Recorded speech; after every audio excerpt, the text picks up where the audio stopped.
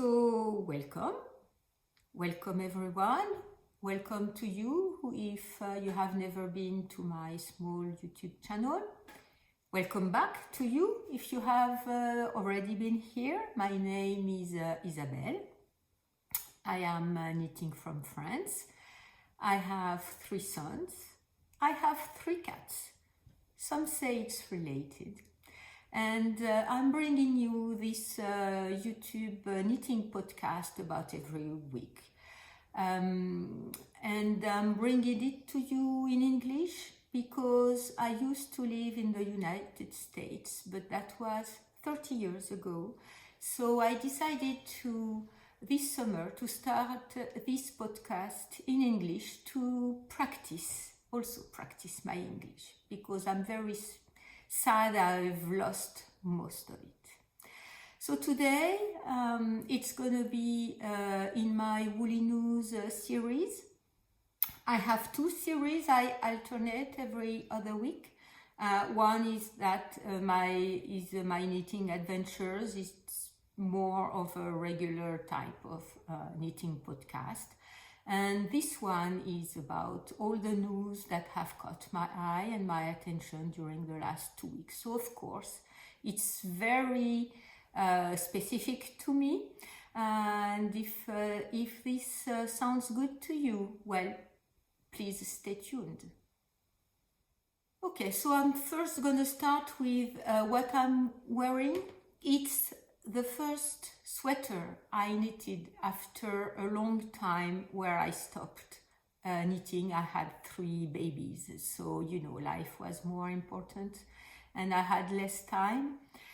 So when I picked up knitting again, it was when I had a burnout at work and I stopped working for about 3 weeks. In that time, I knitted a big caul that was very easy knit, and then I thought I was going to pick up something more challenging. I used to be knitting a lot since I was a very young girl, since I was maybe 5 or 6 years old when my grandmother taught me.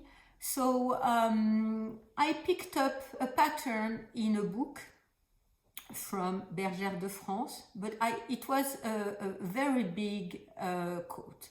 But I loved very much the stitch pattern, so I picked up the stitch pattern only, some of the direction for the shoulders and the sleeves. It's knitted flat. At the time, I did not know about knitting in the round. I had not found that very large international community around knitting, fiber, crocheting, and everything, knitting related or fiber wool related. So I knitted it flat, as I was used to knitting all of my sweaters years and years before.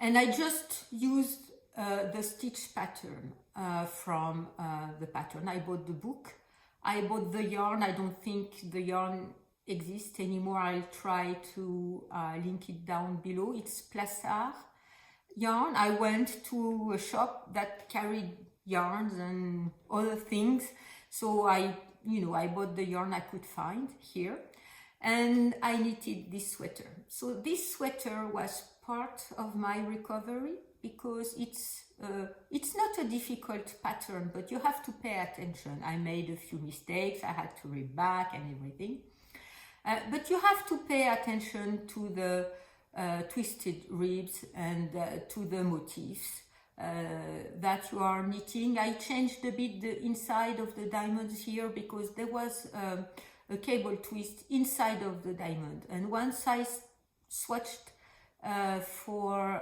this pattern, I did not like it very much, so I just made it plain stockinette inside of the diamonds. But anyway, after I knitted that, I discovered, or during the time I was knitting that sweater, I discovered Ravelry, and the world went in my head, and it all exploded. And here I am, maybe 4 years later. Anyway, so that's what I'm wearing. The sun is out today.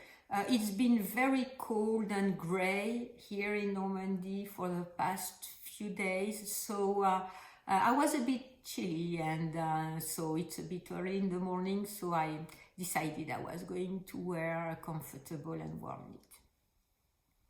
Okay, so that's for what I'm currently wearing.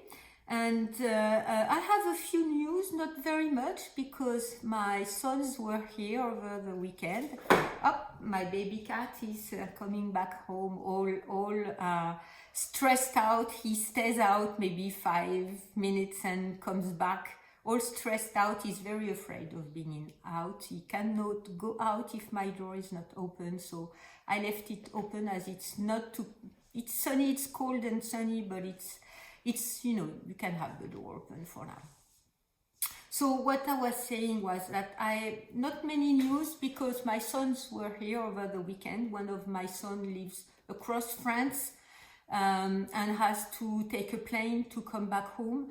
And we could not celebrate any of our birthdays this year because of the lockdowns and the restrictions. And, you know, he got plane tickets that were cancelled. And anyway, we could not see all of us, even during this summer, because my eldest son was working. So we could not see all of us at the same time at home for the whole year. So we decided to see each other this weekend. So everyone was here. We went to a restaurant and everything. So I had not much time to dedicate to looking around for the news that anyway I was, you know, that was catching my attention for myself. So maybe it's going to be a shorter episode. The first news, it's once again pattern, a cowl pattern, but there is also another scarf pattern from a designer I had not really been very aware of, even though she's been around for a long time. It's Olga Buria Kefelian. I'll write it down on the screen because I'm sure I'm butchering her name. The cowl is the Mura cowl. I think she posted on Instagram a picture or something. I think it was on Instagram that I saw it, but I'm not completely sure. Anyway, the pattern has been released in 2010, so it's 11 years old.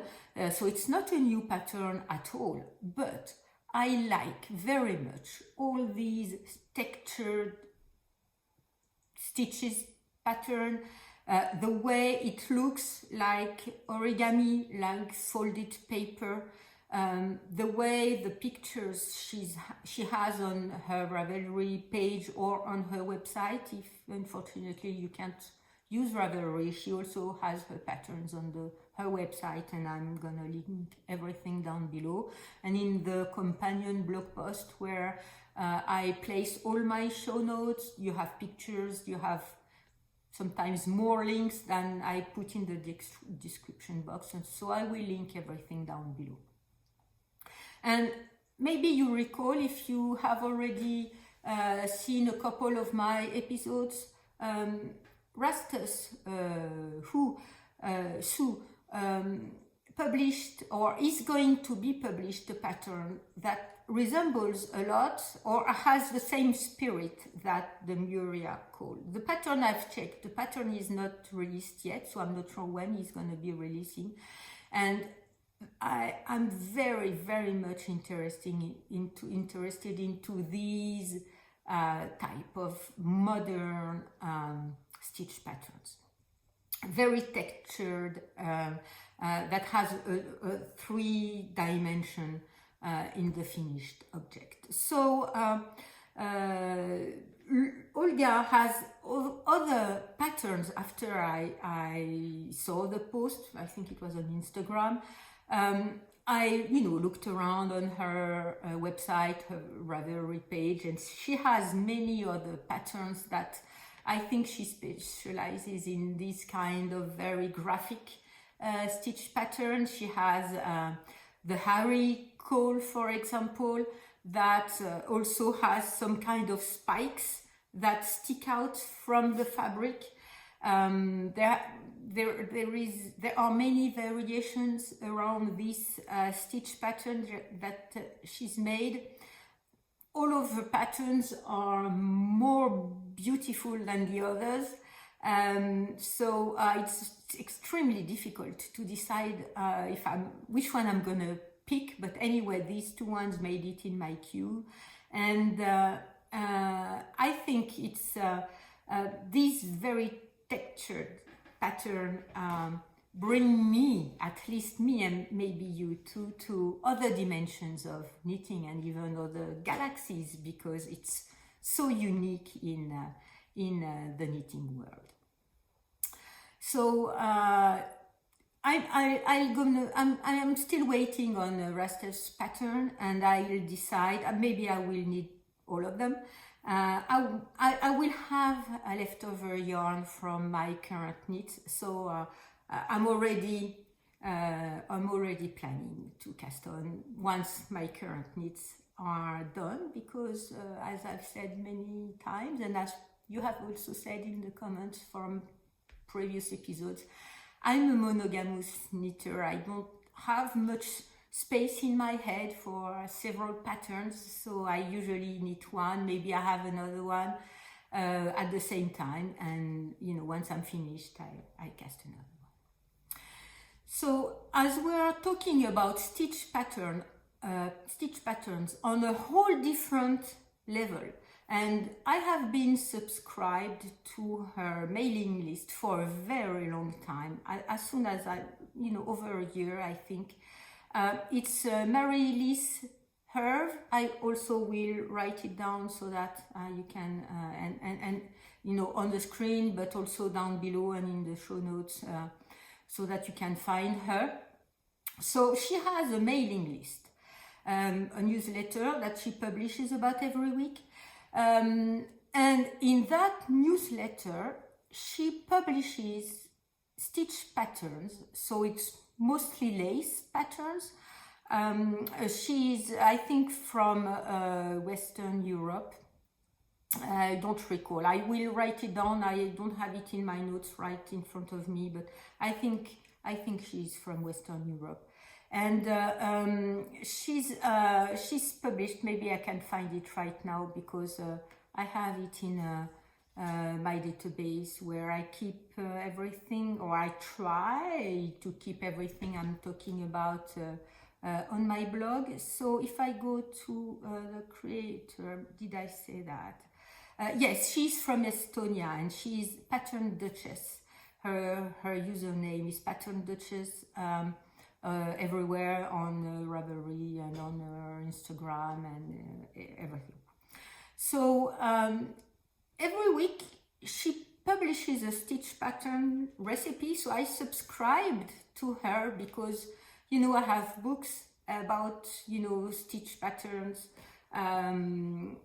source books and everything. I love that. I love looking at it. I love looking at a picture of a stitch pattern and trying to understand how it was made. I just like that. I've never made one myself. Maybe one day when I have more time and I work less or not at all anymore, but that's gonna be in a lot of years from now. But anyway, maybe one day I will create one stitch pattern, or several. But I like that very much. I like looking at how people, imagined and created the creation behind these patterns that make these beautiful motifs just amazes me.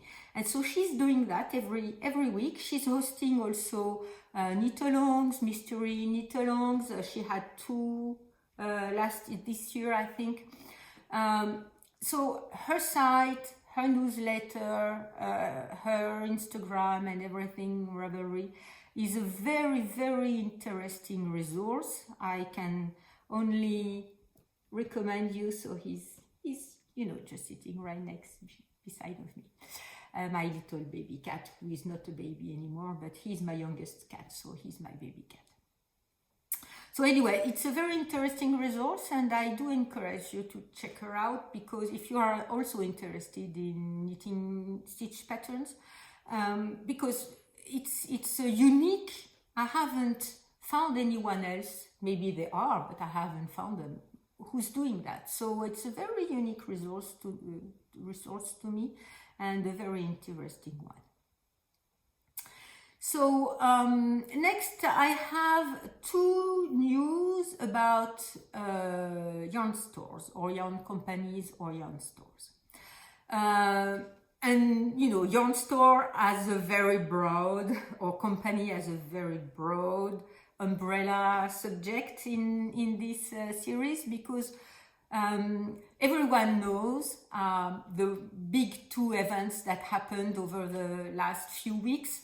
One was the Stephen West Mystery Cal that finished last weekend, so the last clues are released, so everyone has been showing up their beautiful showography shows. And the second big news, and this is why I'm going to talk about this one now, is Rhinebeck. So I enjoyed very much seeing people post pictures on Instagram or have YouTube podcast about Rhinebeck, because of course I'm in France and I could not go. I'm working full time. It's very difficult for me to make time to go for a week abroad. So not talking about the restrictions right now. So anyway, I did not go to Rhinebeck, of course, such as many other people. And I really enjoyed when podcasters or YouTubers or people posted pictures on Instagram, but because that made me feel part of it. Made me included in this event, even though I could not go. Anyway, I found out for the first time a few days ago, or a few weeks ago, because I'm following Laine Paysanne, which is a yarn company, a yarn mill. They raise ships and produce yarn and knitted fabrics and everything. So, and I like them very much. I've adopted the ship from them. They posted a news about an event such as Rhinebeck, but in the center of France, in Creuse. So it's about the center of France, both ways, horizontally and vertically, about a bit more in the west part of France than the eastern part, but anyway, it's about in the middle of France. It's called Journée Nationale de la Laine, the National Wool Days, and it takes place in Felletin, in Creuse. So Felletin is very close by Aubusson. You may have heard about the tapestry of Aubusson, which is very, very well known. It's one of the UNESCO, it has a label of UNESCO, the Intangible Cultural Heritage of Humanity from UNESCO, the tapestry of Aubusson. So I'll place pictures, and you know, you'll have links down below and in the show notes for all of that. If you ever, you know, go in this area of France, please go to visit Aubusson and all the tradition of tapestry that they have. And in Felletin, so nearby, they hosted 3 days, so that was 29th, 30th and 30th of October. 3 days for these National Wool Days in France. And so of course I could not go because my kids were at home, my dear sons were at home, so I could not, you know, arrange even to go. It's going to be about maybe 6 or 7 hours drive, but you know, maybe next year I can arrange to go there. Anyway, it's a very big event. So let me see what I think it's over. They said over 140 booths just for yarn. So that's a big event. They also have visits. They have weaving sessions. They have shows, workshops. A lot of things happening around the fiber in France, and all these wool creators are coming from all over France and all over Europe. So it's a big event. I'll try to go next year. There is an Instagram hashtag. I will post it down below for this year edition for this event, if you want to have a look at pictures and what happened there. Very interesting, and a lot of people went there, and I'm sure I'll try to go next year, because it's about at the same time Rhinebeck takes place. So even though I can't go to Rhinebeck, I can go to Feltin, I hope, and bring you there once I can, if at some point I can visit. So this is about this event in France. I'm sure many people knew about that. I didn't, I just discovered. And it's a very big weekend, 3-day weekend that it took place. So it was a very good discovery to me. The second news I want to talk about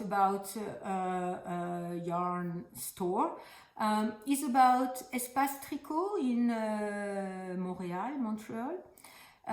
They have resumed their YouTube podcast. I'm very happy they did after the change of owner.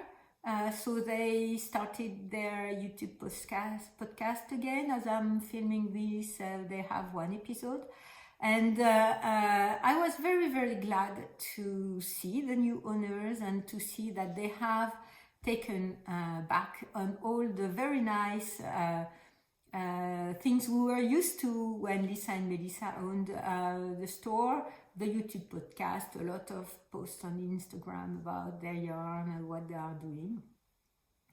And Naomi and Stephanie, really made a very nice podcast, a very good job at podcasting. It's over an hour, and they, it's a traditional YouTube podcast. They talk about their store, their yarn, their projects, what they have seen, what they have, the objects they have finished, and news from their shops.